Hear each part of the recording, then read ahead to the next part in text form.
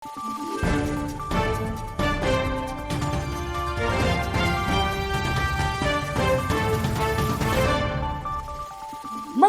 araw, Pilipinas! Ito ang Valiente News hatid sa inyo ng Office of the Vice President.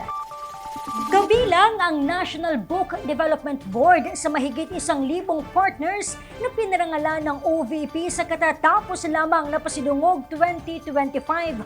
Ang detalye alamin natin sa ulat ni Abigail Makasampon.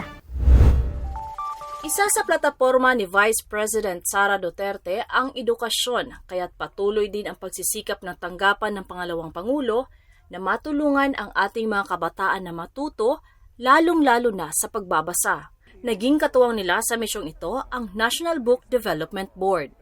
As we know, the Philippines suffers a lot as to the literacy crisis, and as we push through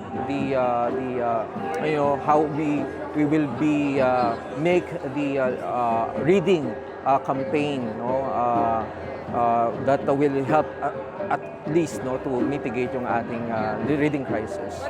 Saad ng ahensya, ikinagagalak nila ang inisyatiba ng OVP na makipagtulungan sa iba pang ahensya sa pagsulong sa kahalagahan ng reading literacy. It's really something that motivating on the part of NDBD na may isa pang institution na willing talagang tulungan yung ating mga kabataan para talagang tumaas pa yung antas ng ating pagbabasa.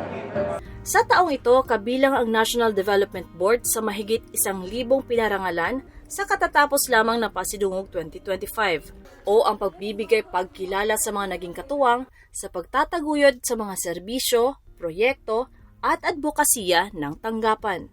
I'm so privileged to be representing our office to accept this award, and this award really is such an honor as to our office. It's a great partnership in the sense that since the time BP was the Secretary of Department of Education and we are in the book institution, so we're able to have this collaboration on how we're going to spread literacy and reading awareness, and that helps to mitigate yung tinatawag natin na literacy crisis.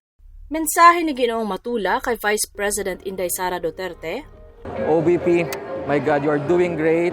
And I hope going to continue what you have started, despite of course, political, challenges that we are facing. It should not stop you from doing what you think is right and what will be good for this country. Just do your work, do your best, and things will be okay. Ako si Abigail Makasampon, lahat para sa Diyos, bayan at pamilyang Pilipino. Valiente News.